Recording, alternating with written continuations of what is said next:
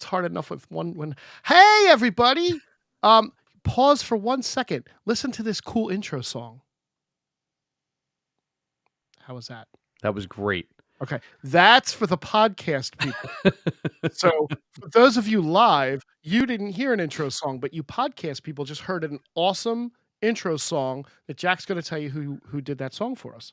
Well, who we borrowed from. Well, the Geek Spot News theme song is by the Turnstiles, a.k.a., which is a very great ska band from the early 2000s that you can find anywhere you stream your music. Again, that's Turnstiles with a Y, a.k.a. Yeah, they were nice enough to let us use a snippet of a song for our intro that you just heard. That's a song called Just My Luck. I actually really dig it. The whole song's pretty cool. Yeah, the whole album's great. Yeah, no, it was. You sent that to me to kind of like get a feel if there was anything I liked, and I did like it. There's Just My Luck. There's Skankenstein. Yeah. Look, the Twitch is right. Doesn't say streaming Destiny 2 anymore. Oh, it does. It's still last week's episode, but it's right now. Oh crap! It should. Did I put 90? Dom, how are you? Nice to see you. Hey, Dom. Look at him coming in from his own channel. I love it. Look, it's on brand. I'm going to get rid of the Twitch thing soon, and we're going to make everybody go to YouTube. That's probably a good call. Yeah. The only person that goes to Twitch also now goes to YouTube instead, so it's fine. Yeah, we're going to dump Twitch next week. So how was your week? How was your week? You know, little Irish festivities, little St. Patty's Day action. Had a couple gigs last week. It was a long week. Played on a Wednesday. I don't usually do that, but I was down in media, down in Barnaby's Aston. Ooh. So that was cool. Had a full set of Motley Crue to close the night. Ooh, wow. Yeah. Somebody said, play more Motley Crue. I said, challenge accepted. And then did an all Motley Crue and other 80s glam metal third set. Oh, that's amazing. And then Friday I played the day itself out at Crossroads Tavern out in Percy, one of my faves, which was super cool. Ton of Irish music. I think I got like 60 Irish tunes now. Holy crap. You know, that are great. You do them once a year and then have to try and remember them all a year ago. Right? It's like Christmas music. Christmas music, I feel, is easier. Christmas music you get a month of. Right, but it's easier. It's also easier to remember. Well, yeah, I guess that makes sense. Yeah, it's also you've heard it a lot more because you're inundated with it. There's no Irish station for the month of March, you know, and all of the Irish songs kind of sound the same, but they're all a little bit different.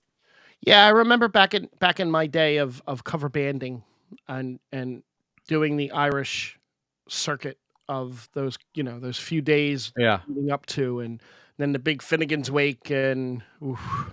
Yeah, what I learned Friday that I hadn't realized the last few years is when you do a lot of Irish tunes, those bands all have 4 lead singers in them. Oh.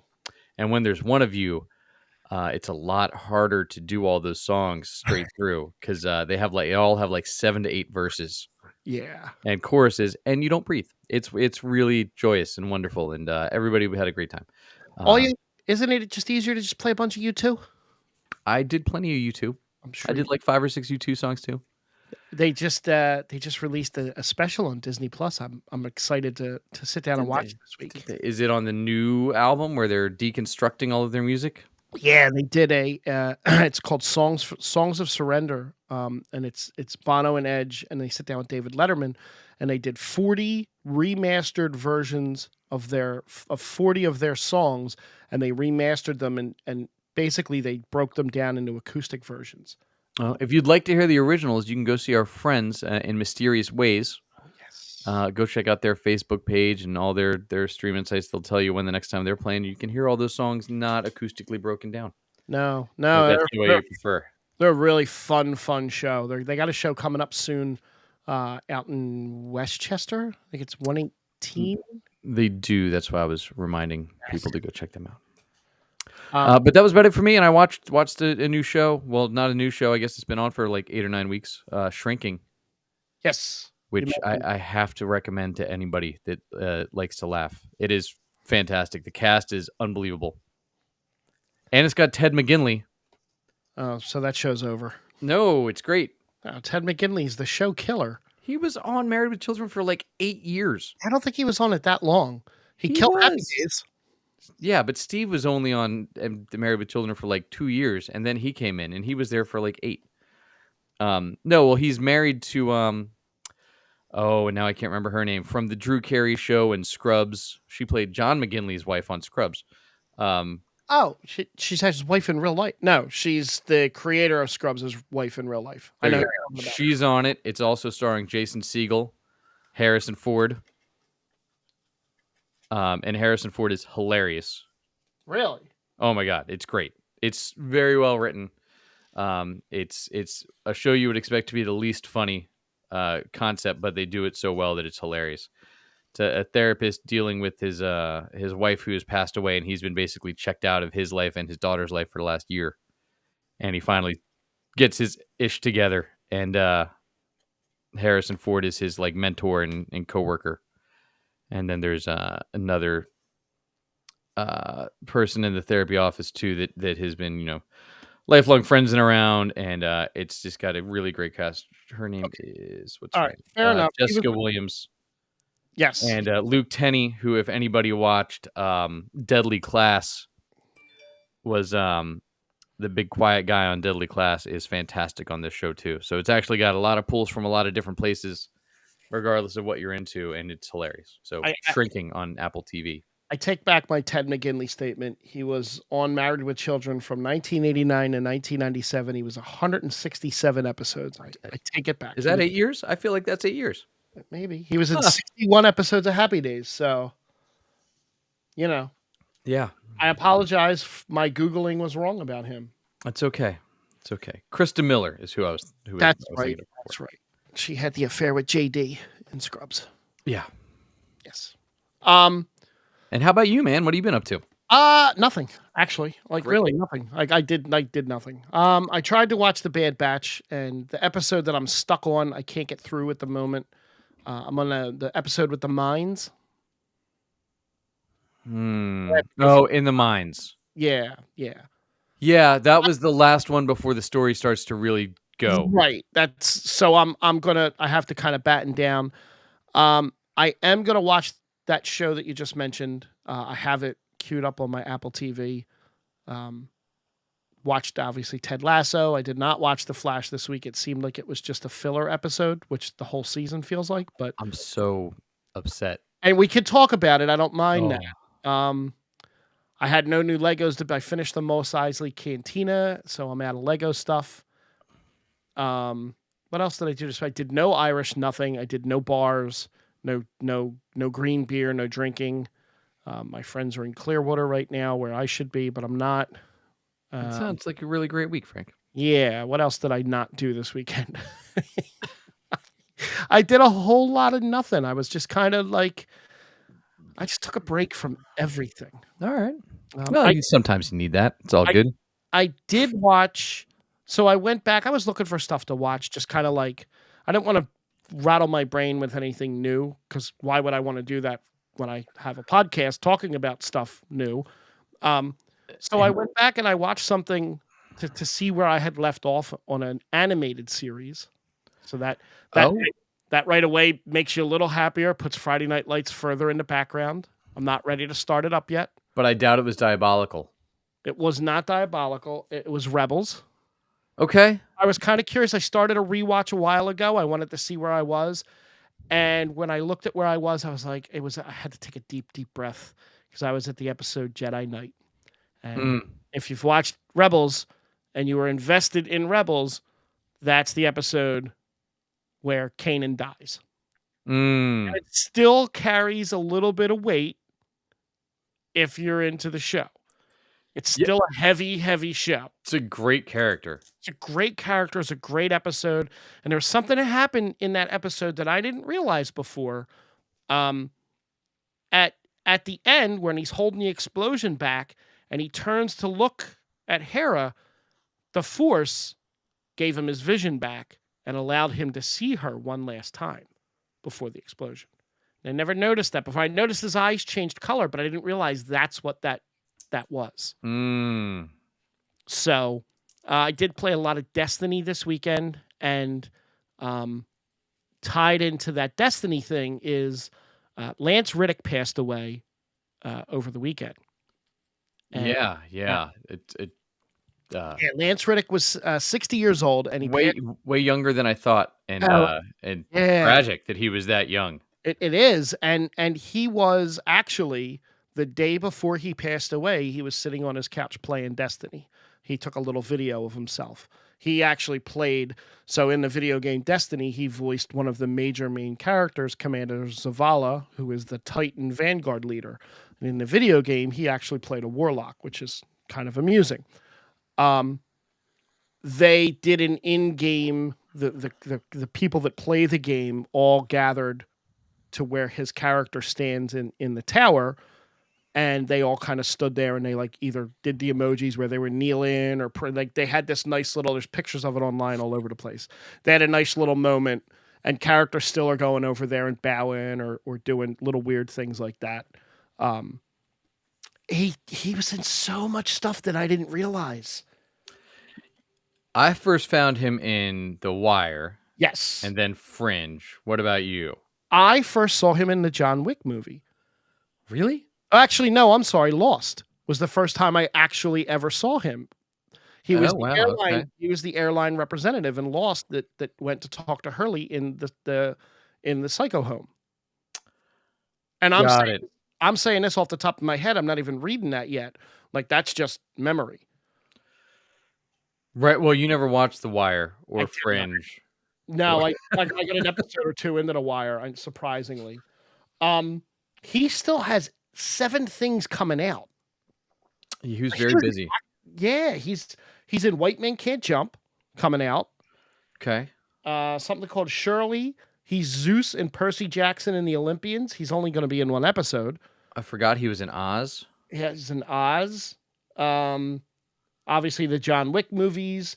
He's real big into voice acting. Mhm. Oh, he had a very, incredibly distinctive voice. Yes, he was Thomas Wayne in Batman Unburied in 2022.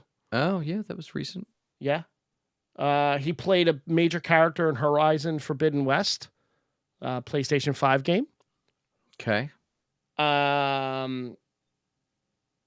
He was in Young Sheldon, which I've never watched and never will watch, but yeah, he was in a lot of stuff, and it's really he was in Castlevania. Yeah, he's guested in a lot. I mean, he has had 105 credits to his name. Yeah. You know, a lot of it was one in, one out of multiple Yeah. shows here, you know, but those couple that Big video game player and big voice actor in video games too. He's in a lot of different video games. Yeah. Yeah, horrible thing. Yeah, now what did he pass from? They said natural causes as far as anybody's aware of. It was just sudden and peaceful from what I read his wife had said. Cool. Hey, Dylan. Hey, Charles. Hey, Pete. Welcome back in. Just noticing that. So did you know that Denzel Washington's name isn't Denzel? I think I did, but I don't know that I know what his name actually is. Denzel. It's Oh, I did know that. He made a big deal of that a few years ago, like a year or two ago. It's like in Dungeons and Dragons, the dark elf Drizzt Do'Urden his name is actually Drist. Oh, no kidding. Yeah, I heard that once, and it annoys one or two of my friends when we used to play D&D, so we would constantly refer to him as Drist. Speaking of that, I don't know if we're getting there at any point, but I feel like that whole movie has been like leaked at this point, and all the full reviews are online and all sorts of, and it doesn't come out for another like 10 days. And it's still going to make more money than Shazam, which we're going to talk about in a couple of minutes. Yeah, I mean, no, look, Shazam's done so well. I was so excited to go see the first one in the theater that I even went to a preview showing.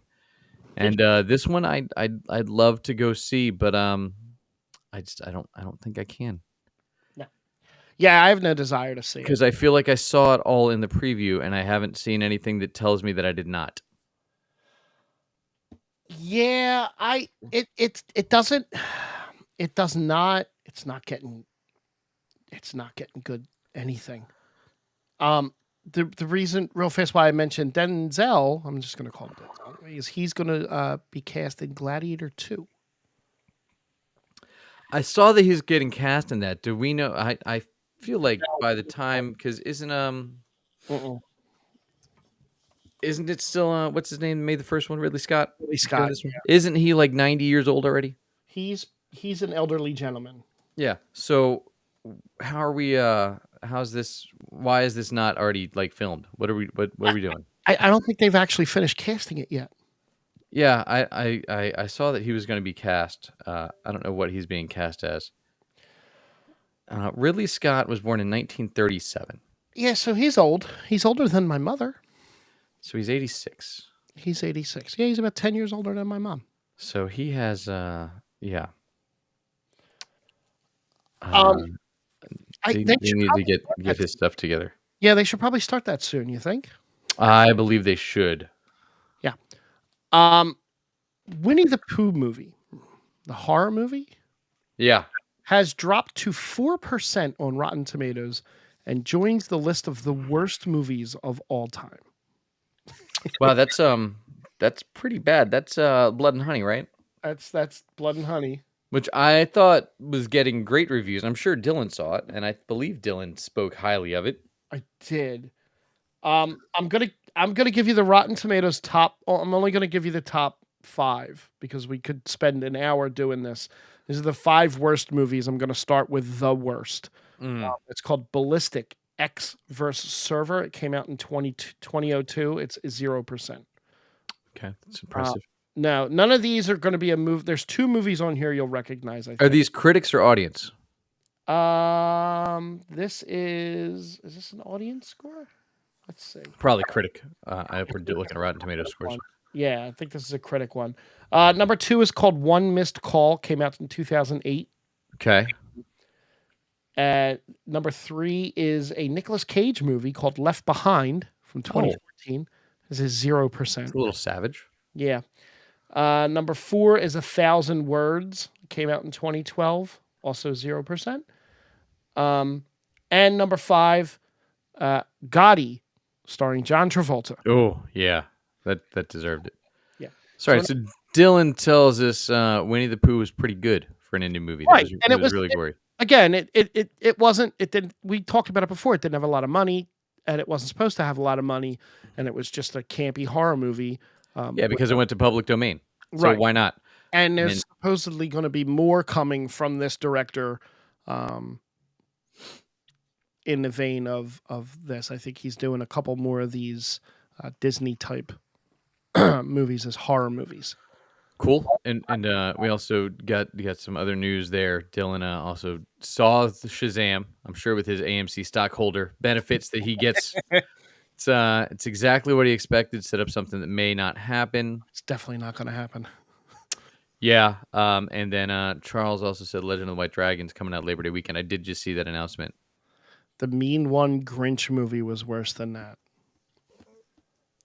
Ooh, all right. I don't remember that one. No, and I don't like. I'm looking at some of these movies, and I recognize, Jaws: The Revenge is on there. Like, I don't recognize any more of these. Is that Jaws 4? Yeah. Yeah. Okay. Cool. What else? Quentin Tarantino. Quentin Tarantino has finally decided on his 10th and final film. So to recap, he has directed Reservoir Dogs. Great movie. Great movie. Pulp Fiction, another great movie. Yep. Jackie Brown was good. I enjoyed it. It was fine. It was long. Kill Bill, good movies. Now, do those count as 1 or 2? This has it as 1. It just says Kill Bill. Okay. So, Death Proof I have not seen. Oh, Death Proof counts as one of his. Death Proof was fine. I mean, it was exactly what it was supposed to be. It was a 60s, shock thriller, horror kind of action drama thing. And Inglourious Bastards was phenomenal. I loved it. So that's what, 6 is Inglourious Bastards? 1, 2, 3, 4, 5, 6. Yep. Okay. Django Unchained I still haven't seen. Yeah. The Hateful Eight. Yeah.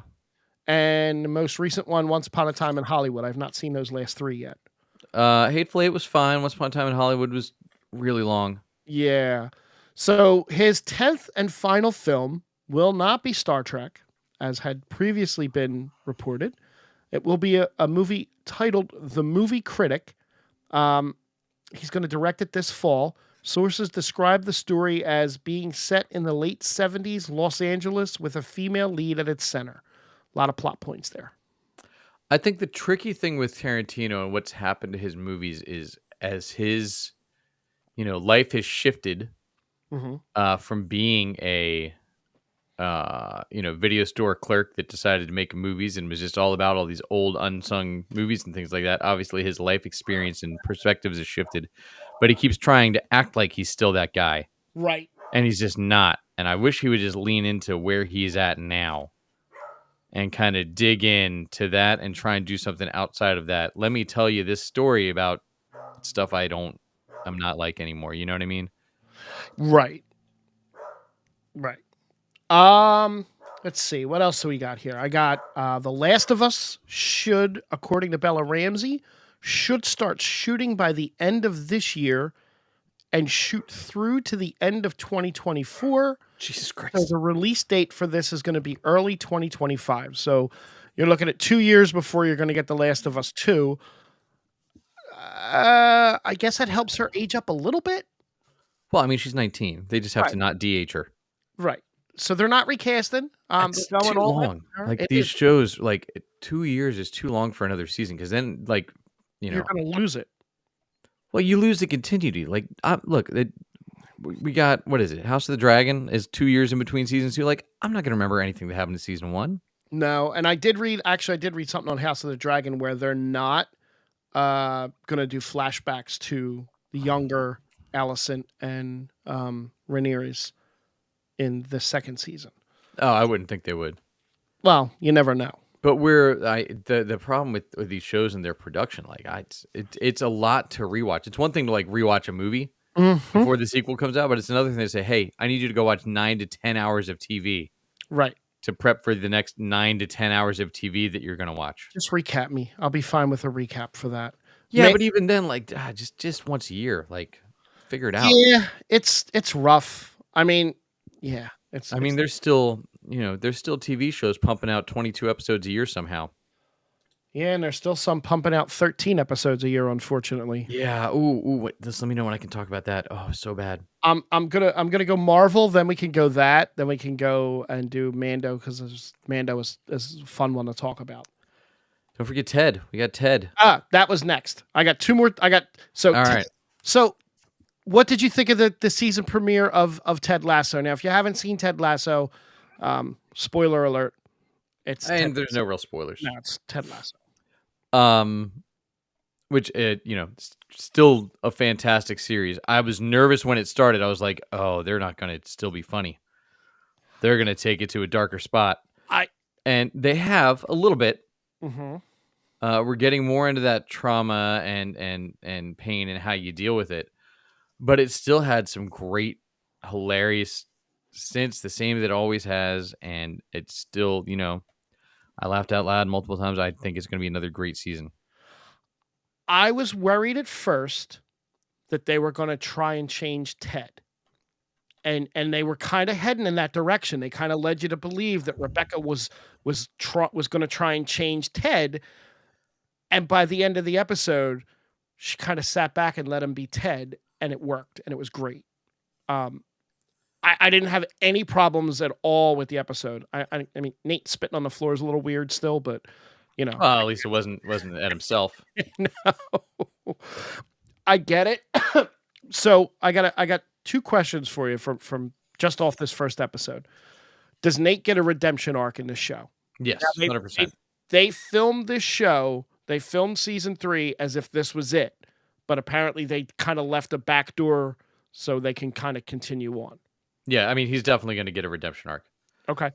Whether he goes through with it or not, we'll see. So it'll But be I think they will do all of the things they need to do to set him up to be redeemed. Whether or not they decide for him to go through with it, I don't know. I also still don't get the gray hair. It's weird. It really progressed over 2 seasons pretty fast. Yeah, and like doesn't look remotely natural is the problem. Like I lost my hair pretty fast, but it took a couple of years. Yeah. Yeah, it was like what, 2 seasons of football for him? Yeah. Yeah. Not even a full, yeah, basically.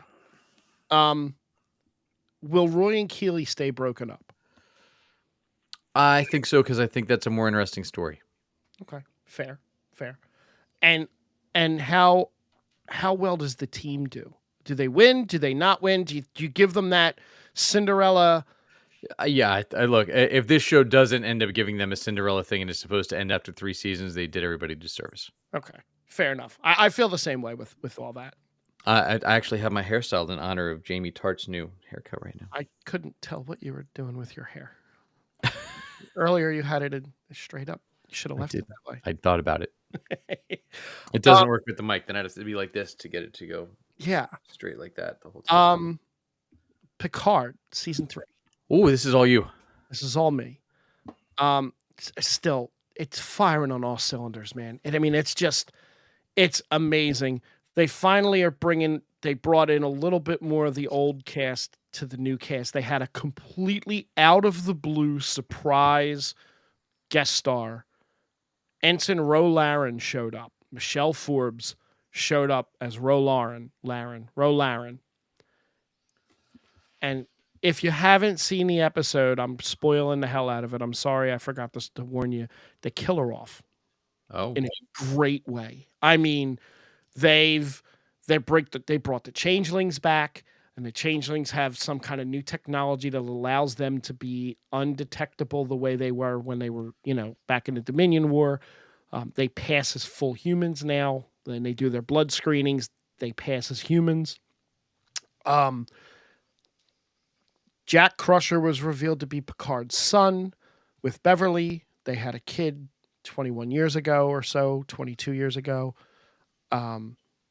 There's this insane tease of a romantic relationship between Picard and Ro Laren.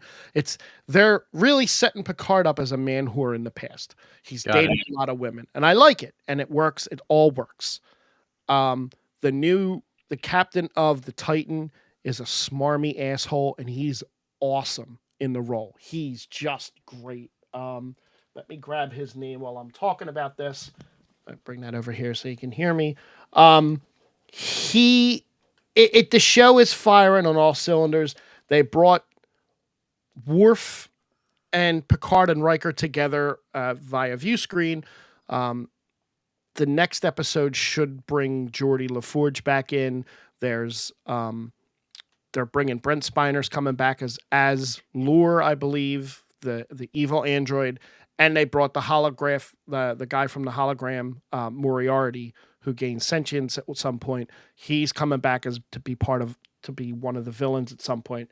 It's just, if you haven't watched any of the 3 seasons of Picard, skip the first 2 and just watch. I mean, this is the absolute best one.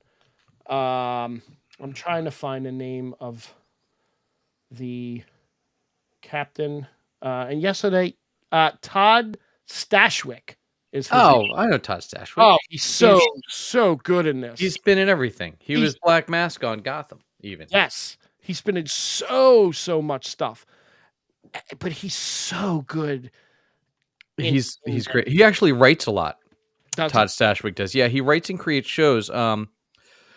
Mark Bernardin, who we're both fans of, is currently writing something with Todd Stashwick. You mean writes like the guy from Yellowstone writes? No. No, this guy actually writes good stuff. Okay. Yeah, it was. I'd have to look up, but yeah, he does a ton of writing. If you don't know who Todd Stashwick is, he's literally been in more than Lance Reddick. Yeah, who had a great run, but Todd Stashwick's been active for a solid 30. Oh yeah, he's 30 plus years now. 130 credits. He's great. He really is. Yeah, he was one of the stars of the 12 Monkeys remake. Yep. He's Warehouse. Oh, we're gonna get there, Charles. I'm gonna talk all CW stuff in just a minute. Give me a second. Let me go through these 2 quick Marvel things, and I'm gonna hand this right off. I'm all excited about all this stuff. He was on Heroes. Stashwick was. He was. So I'm just gonna do this one Marvel thing. This Phase 5 TV shows get a disappointing release update from Disney Plus. They're a mess right now. Where's the update? Okay, so Loki season 2 has Mm. changed to a coming soon Oh, release date. So that's going to come up. Okay. Um, all confirmed series that have had previous set release windows have been changed to coming soon on Disney Plus on their website. So that's Agatha, that's Loki, that's Secret Wars Wars is still out there. is still not coming soon though. That like has a No, date, doesn't it? yeah, I think Secret Wars is coming out in 2037 or something. It's so far away. Um, Loki season 2 definitely, and Secret Invasion I think are the only two like Secret Invasion. That's what I meant. solid Sorry. solid confirmed for this year. The rest have all been kind of paused. Um, and that's a good thing because I think while I like the content, I think them pushing out so much was putting a strain on their obviously their VFX departments, but also on their storytelling. Well, and in a surprise news, breaking news, Uh-oh. Victoria Alonso has also Yes, exited the company. she has. Who, I wasn't sure who she was either, but she is um, one of the top executives. She is the co-president of Marvel Studios right now and in charge of all things visual effects and creative. And post production, physical and visual effects and animation production. Left Oh. the company on Friday. So Oh. she probably has a lot to do with where effects spending went and what was pushed from a visual effects standpoint, and Right. has probably been thrown under the bus or the cause for many of the issues that have been being brought up lately. Okay. That's oh, From Ant-Man, telling everybody that all of their money was spent on Black Panther right. and all these shows getting pushed because the visual effects aren't ready. She-Hulk getting slammed for the quality of their visual effects. Yep. Um it'll be interesting to see when this stuff starts coming out now if they're going to get a new head of their VFX department. Yeah, somebody that might either find a new company. I don't know why they don't just start their own studio for it instead of having to subcontract everything out. I get that that's a cheaper way because you don't have to pay them as much and you can let them not pay their employees. So I'm looking to see where this is, and I can't find But it's super messy doing all that subcontracting out for those things. Yeah, Marvel is in a tricky spot right now. I mean, Ant-Man was definitely it's not a flop, No, but it is not doing what they needed it to do or expected it to do. But it's also not, as we talked about a few times on here, it's also not a movie in line with the Ant-Man movies. no. It was such a departure. And like you take Kang, and I was listening to something else today and made a great point. Like, if you continue to have Kang getting beaten every time he appears, he's not going to be a big bad because all he's done is lose. Right, and you don't So want why would I be like, oh my God, what's Kang going to do to them now? Oh, well, Ant-Man already beat him, and Loki's multiversal self already beat him. right. So, whatever. We'll see what happens with it. He doesn't seem tough. Like Kang the Conqueror didn't seem like a big deal, and he's supposed to be the scariest of all of the variants. Yeah. Because Immortus is actually a good guy. Who? Immortus. What's that? It's one of the variants of Kang that was at the end of Ant-Man. Oh. Okay. So Ramatut, definitely a bad guy. Scarlet Centurion. well, he'll Technically, actually Kang's son, so that's a little weird. be Moon Knight too. Yeah. All right, I have a bunch of DC stuff, but I want you to talk about Flash and Gotham Knights. Oh, and Superman and Lois, they're all back. I haven't watched Superman and Lois yet. I have planned on doing because I got a new look at the Lex Luthor and he looked pretty good. Well, he's not in this episode, so. Yeah. But go ahead. I'm gonna sit here and I'm gonna let you take your pick at where you're gonna start this. This is a full-fledged Arrowverse back on the CW. The writers on the Flash have officially given up. They said, you know what we need? We're in our final season. We don't have time to wrap up people's storylines or give them meaning. So if you missed our review last week, and if you're not caught up on the Flash, really, it would pay to do it. It's Please. if you want to see how much a show can say, you know what, we can do worse every single week. You really got to tune in and really get the full bore of it. So this week, so last week we saw Joe West decide to leave because we made the show about Cecile as one of the most prominent characters that nobody's cared about on the show ever, but they've decided that she's really important, and they thought that it was a great character moment to have her husband, who has already had 3 kids, basically move away from the city with his 4th kid and her first child that's 4 years old, that she could sometimes see on the weekend if she's not busy fighting crime. And that's great. And she was so happy that she'd only get to see her child on the weekends because they've made her out to be a wonderful mother that, wants to have her career and all those things. And when she first started the show, she was supposed to be like an old woman. But now they've changed that because every other woman quit the show or has been refrigerated, as he put it in comic book terms. So that was last week. So this week, on a show where we have set up the principle for they do little smoke bombs and travel, right? We've seen that? Yep. Yeah. So this whole show is based around, there's a character they killed off 5 years ago that they decided to bring back. Who? It's like gamblers, lucky, somebody charmed, something. She has good luck. It's her thing. She's got good luck. They recast her and brought her back and even made a big deal about, because of Crisis, hey, I'm fine now. So she's back, but something's happened to her, to her luck. It's turning bad. And what do you do? And so Cecile takes on her case, but has to solve it that day because she has to catch a train. I'm going to repeat this. So we've established that they have little devices that can teleport them anywhere in the world. Yep. But she has to catch a train to get to the farm she and Joe bought for her daughter's birthday breakfast the next day. A farm. So if she has to solve this case before she misses the train. And do we get a lot of Flash in this episode? No, he's gone. Not even there. Not even there. He and Iris went on vacation again. Yeah, but they had to fly because she's pregnant, so they can't run fast. They're not going to zoop, as they say. No more zooping.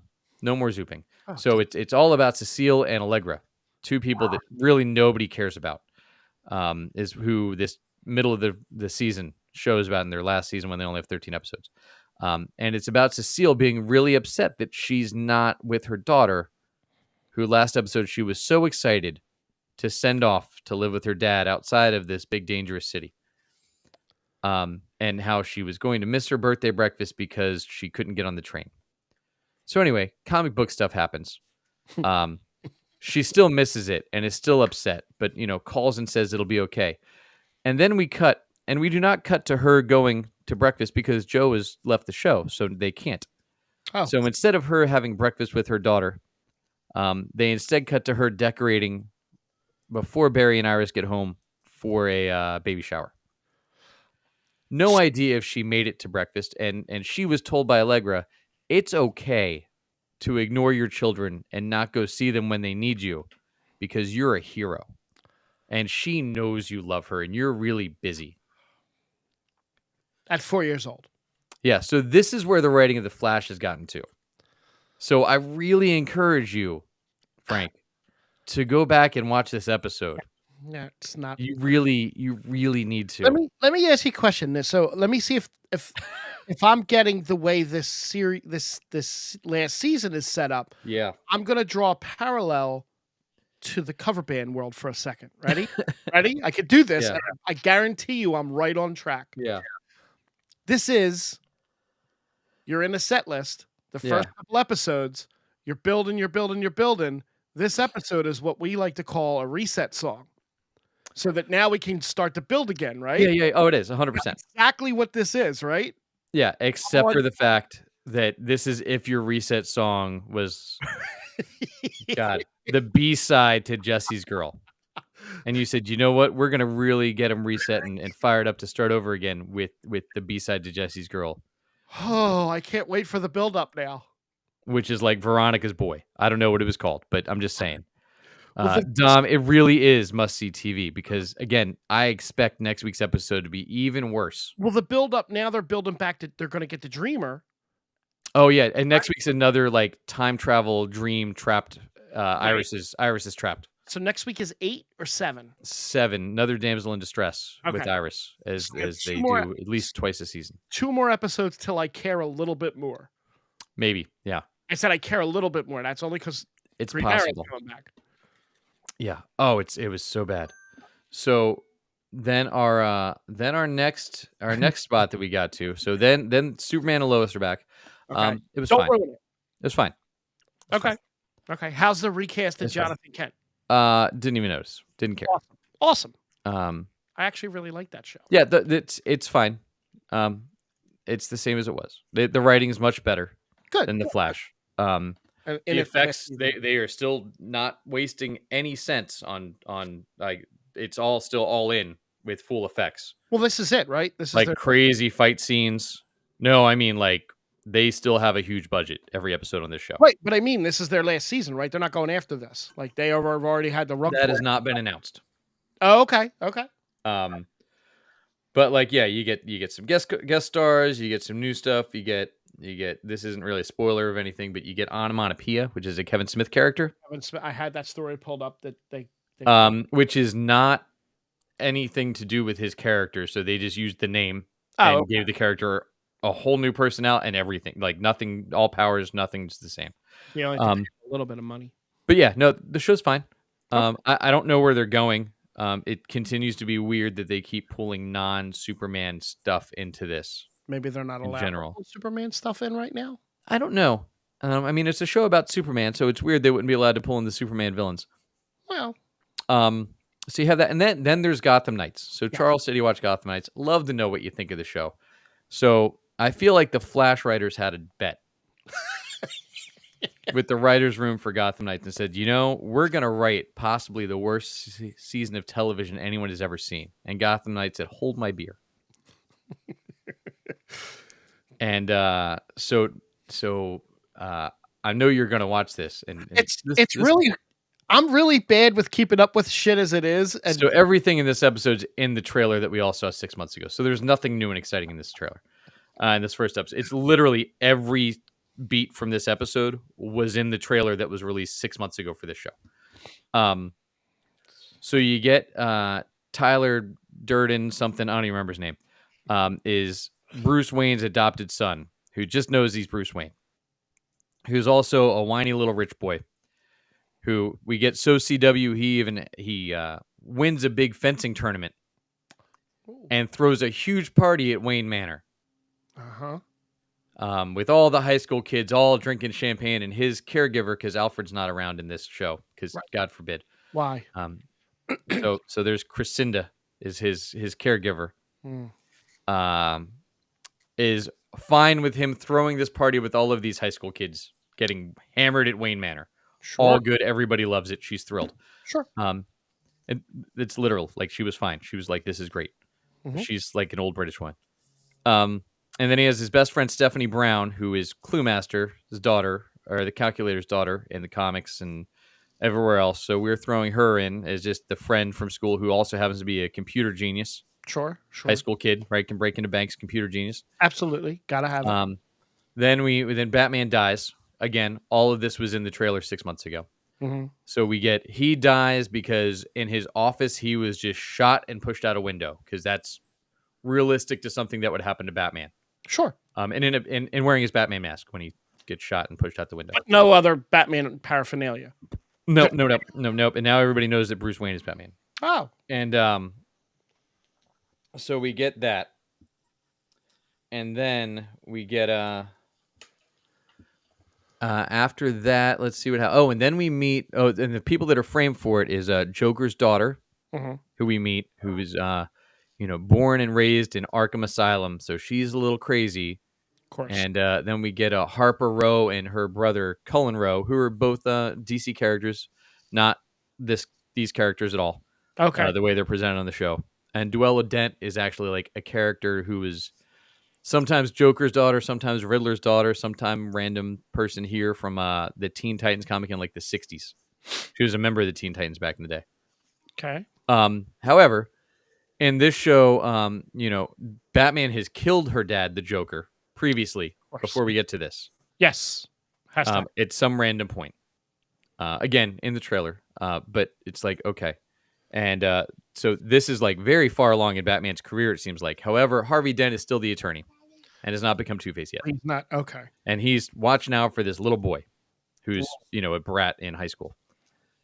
Who's then framed along with them for the murder and gets in prison and finds out a girl he met at his party that he didn't remember from geometry. Turns out that she's been called Bruce's little Robin.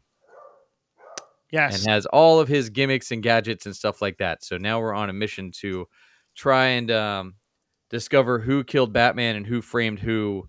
And it's, definitely going to be the Court of Owls because that's the only bad guys that any of these shows seem to be obsessed with now and want to go with.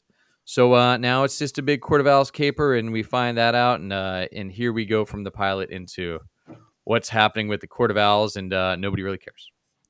I zoned out 5 minutes ago. Yeah, it's awful. It sounds as bad as Shazam.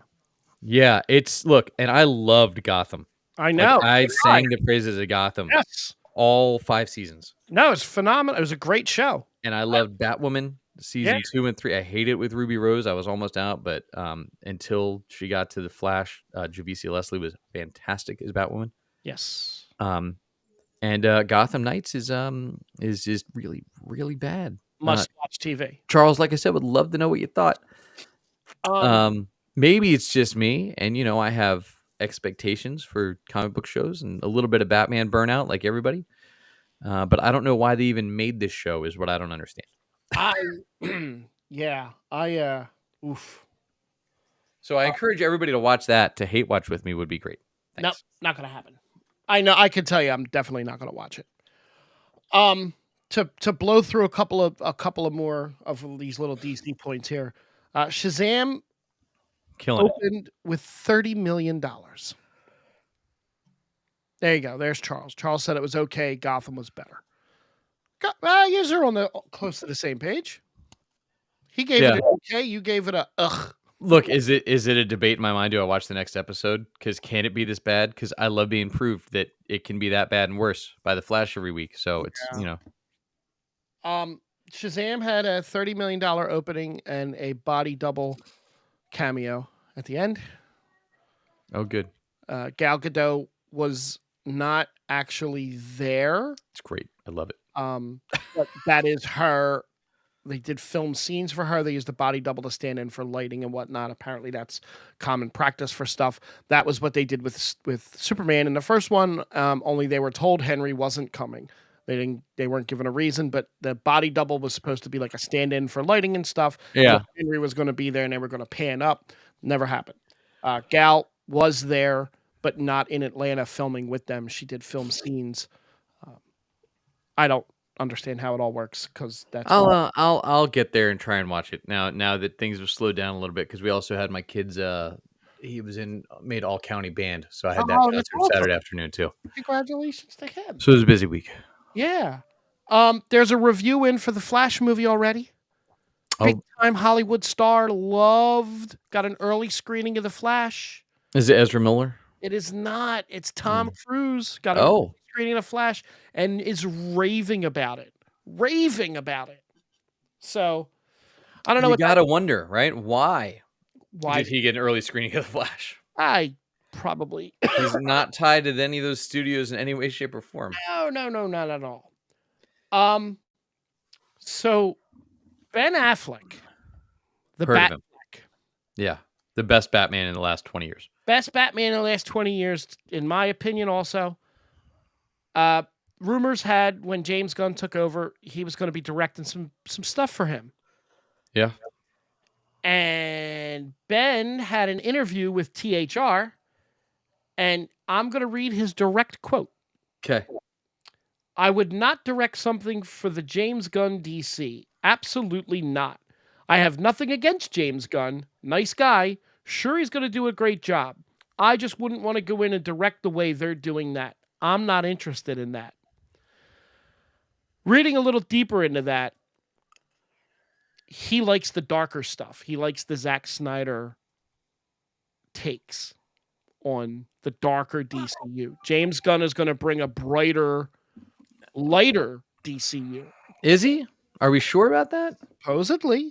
Because James Gunn, I know everybody thinks that, but I don't know how many people have actually watched James Gunn's movies. Because they are not happy-go-lucky movies. Like, none of them. I don't think it's going to be happy-go-lucky, but I think it's going to be a little bit of a brighter universe than what was. The DC universe under Zack Snyder was very dark. Yeah, 100%. But I'm just saying, like, his history outside of Guardians 1 Oh yeah, that's dark. is not No. bright and happy and go lucky. I don't know that they're going to go that route. I think they'll go funnier than Zack Snyder. But like James Gunn is not like a sunshines and rainbows and unicorns kind of guy.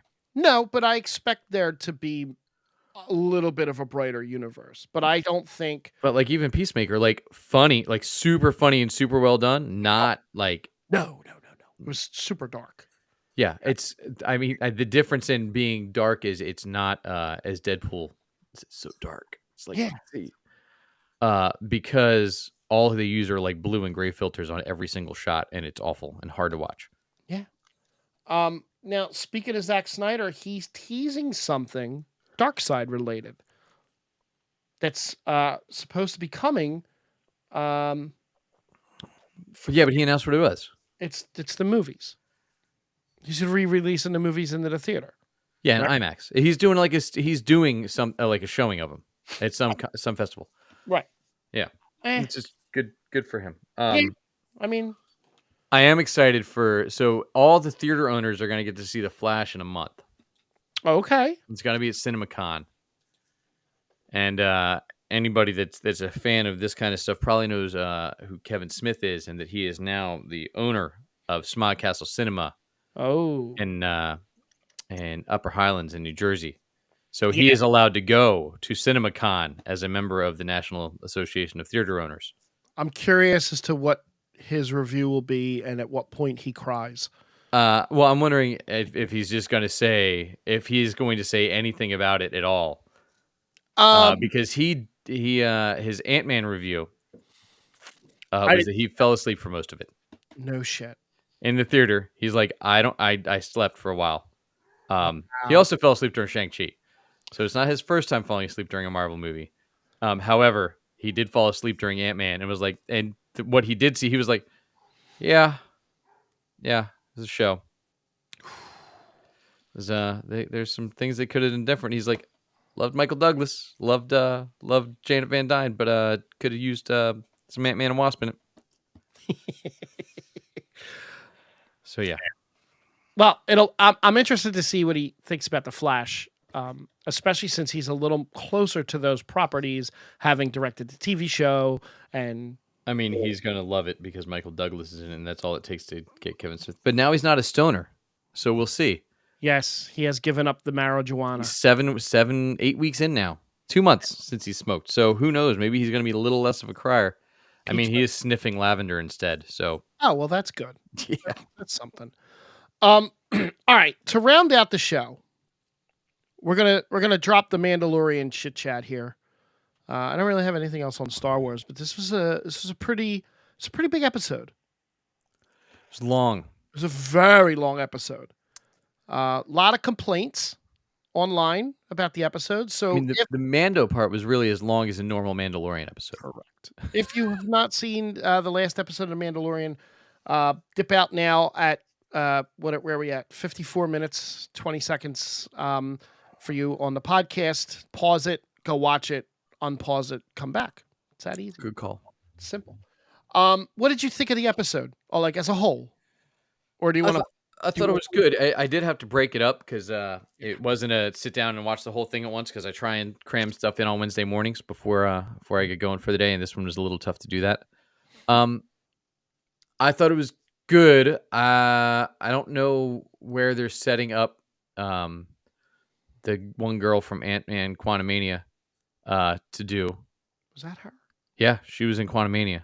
Which one was She was the warrior princess Oh, shit. chick. Yeah, yeah. I thought she looked familiar. Okay.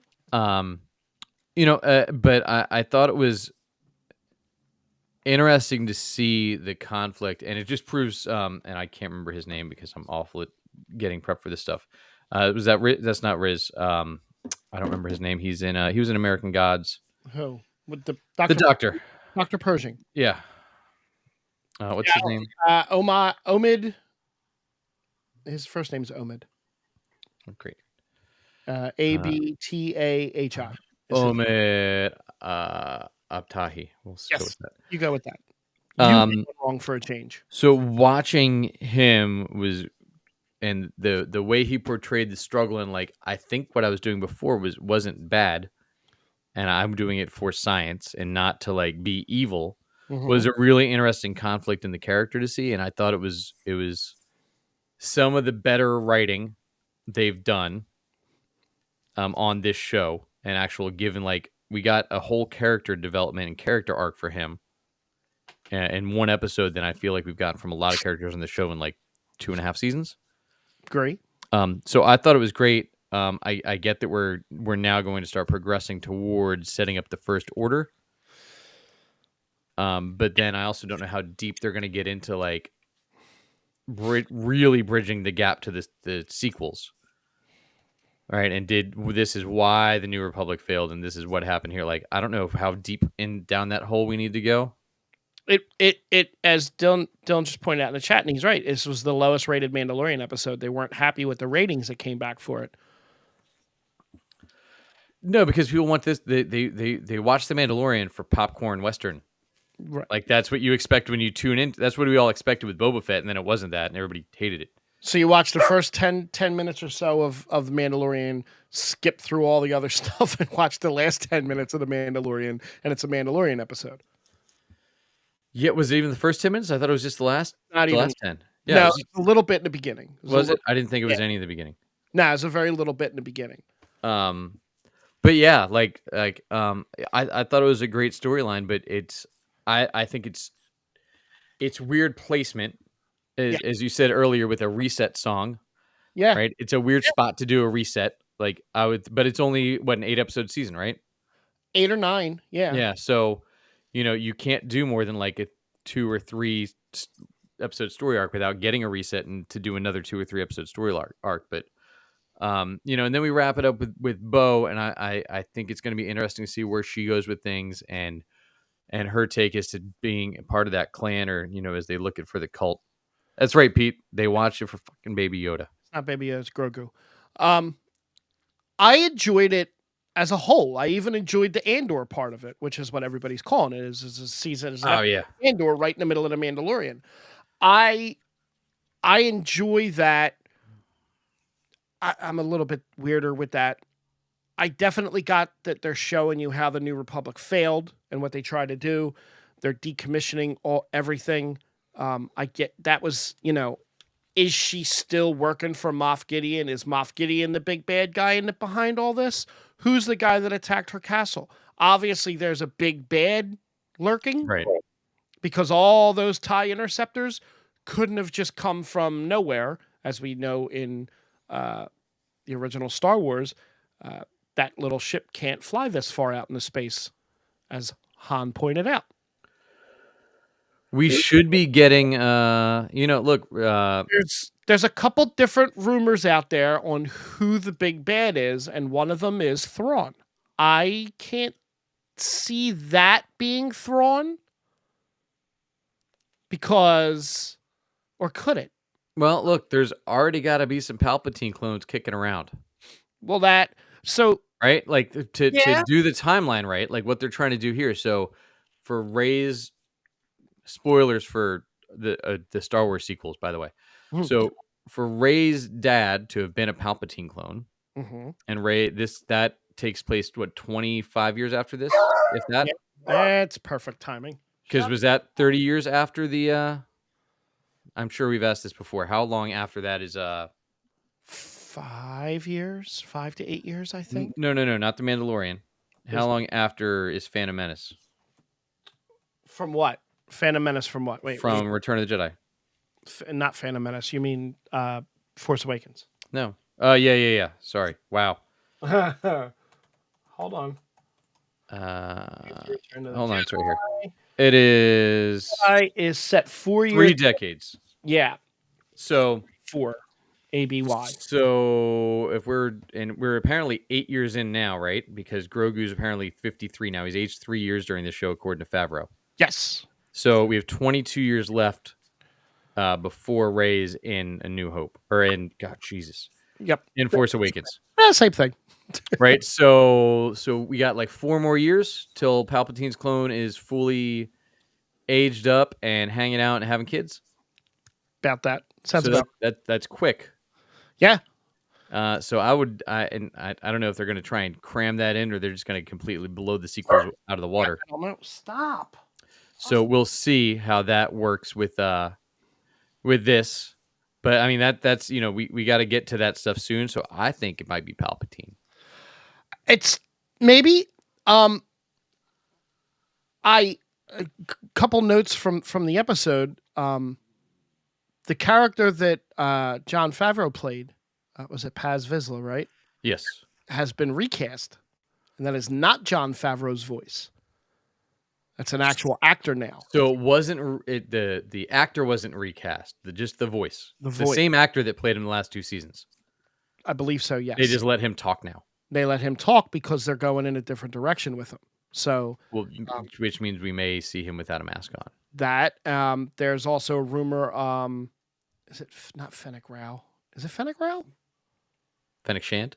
Fennec Shand? No, not Ming. No, but it was the guy Mandalorian that they messed with in Rebels a little bit. I don't know. He's dead though. Yeah, there's rumors that he's going to pop up. That was who Favreau. That was the other Vizsla. Yes. That was who Favreau voiced in the show. Yes.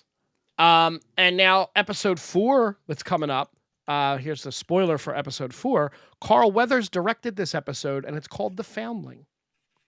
It's the name of this episode coming up. So this could possibly be a lot more Grogu backstory.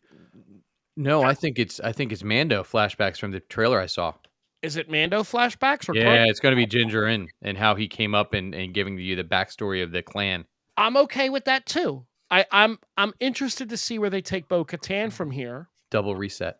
That's what that is. Double reset. I'm interested to see where they take Bo-Katan from here because she now has a little bit more trust to Din, but she's not going to tell Din that she saw the mythosaur. She isn't telling anybody that yet. And I don't know. I'm interested to see where they're going to take it. They're connecting all of their shows at some point. There's going to be one big major crossover event that they were talking about. Yay. Connect all of their shows because that's what you have to do when you have these big universes. But it's not working for any of these big universes that keep trying to do it, other than the Avengers, because they played the whole thing right. Right. But since then, they've shit the bed on everything they've done to try and connect stuff. So, like... Unfortunately, yes. I think that's why I really enjoy these movies when I go and there's no connection to anything, and I can just go and enjoy it and like in and out.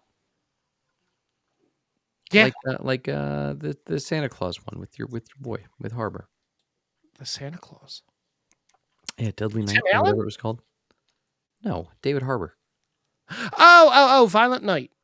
Yeah. There you go. Deadly Night was a totally different movie. Yeah, you were thinking of something different. That's it though. That's all I got. Unless you got anything that I'm missing. No, I don't. Thanks everybody for tuning in. Make sure you drop us a rating online. You can check me out this week. I'm at the W Tavern in Willow Grove Thursday, and I'm at Chambers 19 in Doylestown on Friday. So check that out. Check out anywhere else that I'm popping up out of jackkidmusic.com. And Frank, you got anything coming up? WrestleMania in 2 weeks. All right. Thanks for finding the Geek Spot with us, everybody. We'll see you soon. Bye-bye.